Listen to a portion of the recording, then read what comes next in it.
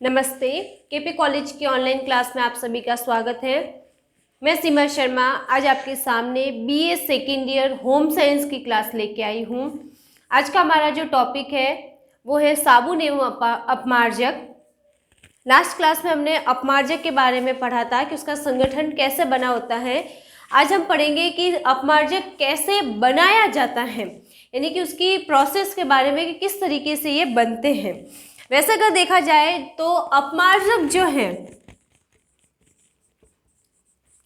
ये एक पेट्रोलियम उत्पाद है।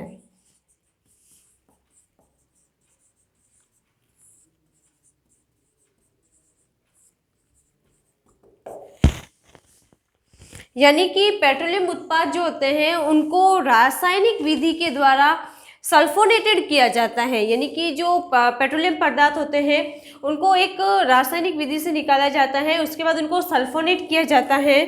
इनको कारखानों में जैसे रिएक्टर केटल रहते हैं उसके अंदर डाला जाता है और उसमें डालने के बाद उसको घोटने वाले यंत्र के माध्यम से बार बार घोटा जाता है और उनको जब घोटा जाता है तो इतनी अधिक मात्रा में ऊष्मा उत्पन्न होती है कि बहुत ज़्यादा ऊष्मा देखने को मिलती है। वहाँ पर जो बहुत अधिक यंत्र गर्म हो जाता है, उस यंत्र को बार बार ठंडा करने की आवश्यकता रहती है।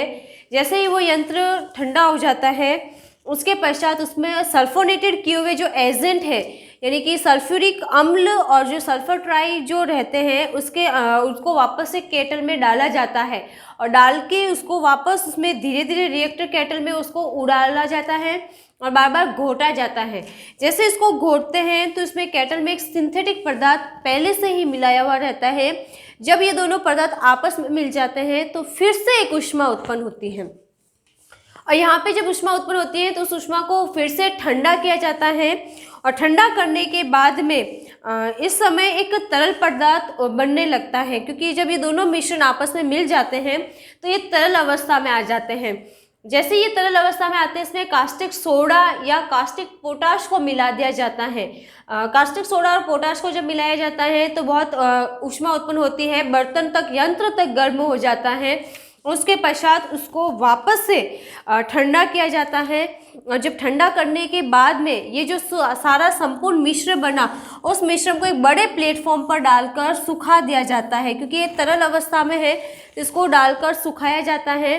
जैसे ये सूख जाता है इसको यहाँ से खुरंच कर ब्रश के द्वारा झाड़कर निकाल दिया जाता है। अब जो पदार्थ बना उसको कहा जाता है अपमार्जक, जिसको हम सर्फ भी कह सकते हैं।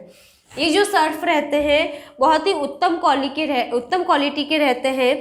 इनकी सबसे अच्छी विशेषता ही यही है कि इनको आसानी से घोला जा सकता है और इसमें वस्त्र की जो धुलाई होती है वो भी बहुत ही आसान तरीके से वगैरह की जा सकती है।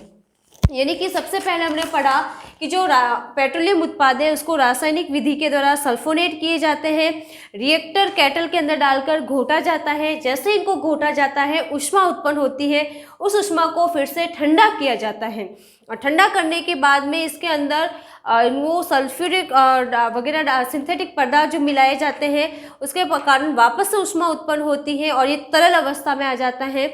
इसी तरल अवस्था में इसमें कास्टिक सोडा या पोटाश मिला के इसको सर्फ में बदला जाता है और उसको सुखाकर खुरंचकर पाउडर के रूप में प्राप्त कर लिया जाता है। अगला हम पढ़ेंगे कि साबुन एवं अपमार्जक के बीच में अंतर क्या है, कौन सा ज़्यादा उत्तम रहता है और किस तरीके से ये सब बने हुए हैं। अगर देखा जाए साबुन वसी अम्ल के लवण होते हैं, लेकिन अपमार्जक पेट्रोलियम उत्पाद के माध्यम से रासायनिक विधि के द्वारा बनाए जाते हैं। साबुन के निर्माण में प्राणिज वसा है, जांतव वसा है, वानस्पतिक वसा है, दोनों प्रकार की वसा काम में ली जाती है। लेकिन जैसे कि अपमार्जक बनाए जाते हैं इसमें वसा जो उपयोग किया जाता है वह नहीं भी की जा सकती है, बिना वसा के माध्यम से भी यहाँ पर बनाया जा सकता है। साबुन कठोर जल में शीघ्रता से झाग ना तो देते हैं ना ही घुलते हैं और इनको बार बार वस्त्र की सतह पर लगाकर रगड़ना पड़ता है। लेकिन सर्फ जो है वो मीठा जल हो चाहे कठोर जल हो आसानी से घुल जाते हैं, झाग उत्पन्न देते हैं और आसानी से वस्त्र के ऊपर की जो गंदगी है या जो भी मैल वगैरह है उनको निकाल देते हैं। साबुन कठोर जल से प्रतिक्रिया करने के बाद में दही के समान गाढ़ा पदार्थ बनाते हैं जो कि चिपचिपा रहता है, और वो जो पदार्थ है वो पूरी तरीके से वस्त्र की सतह पर से गंदगी को नहीं निकाल पाते हैं। लेकिन सर्फ जो है आसानी से घुलकर झाग उत्पन्न कर देते हैं। और सर्फ के सबसे अच्छा गुण ये है कि उसमें स्वच्छक गुण पाया जाता है जो कि वस्त्र के ऊपर लगी हुई सभी प्रकार की गंदगी को आपस में घोल लेता है और उसको पानी के साथ में निकालकर बहा देता है।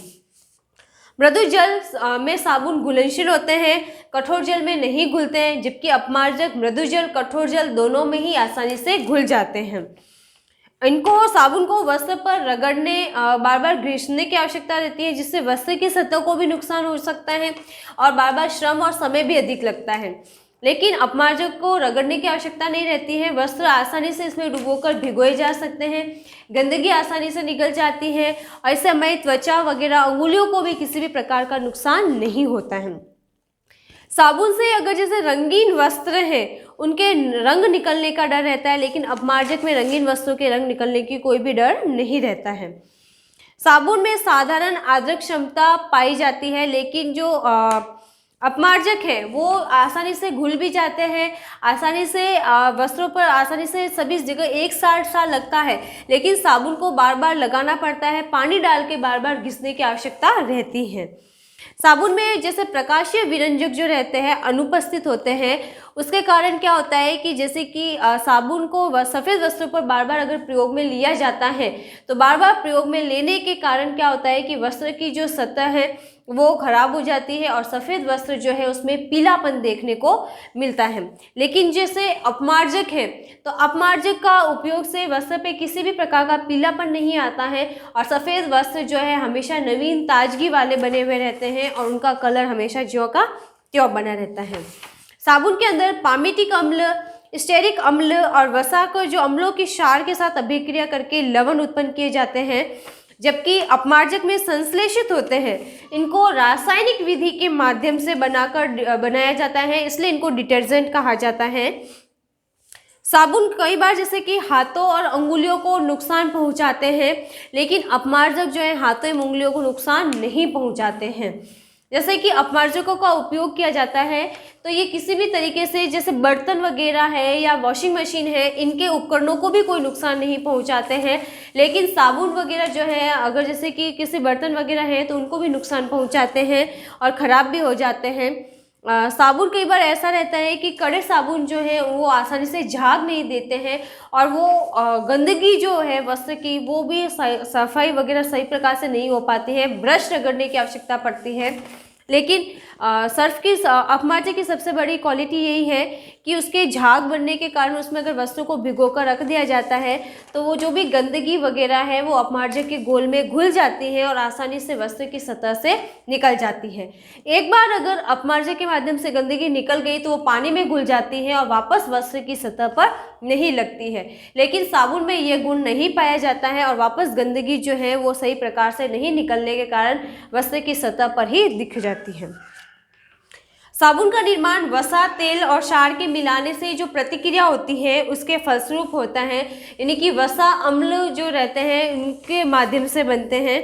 अपमार्जक का निर्माण जो है वो कार्बनिक उत्पाद जो रहते हैं उनके फलस्वरूप होता है।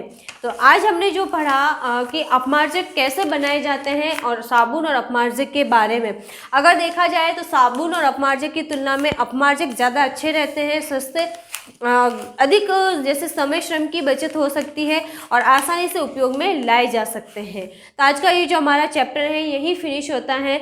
अगले चैप्टर में हम बहुत जल्द मिलेंगे, तब तक के लिए सभी को गुड बाय।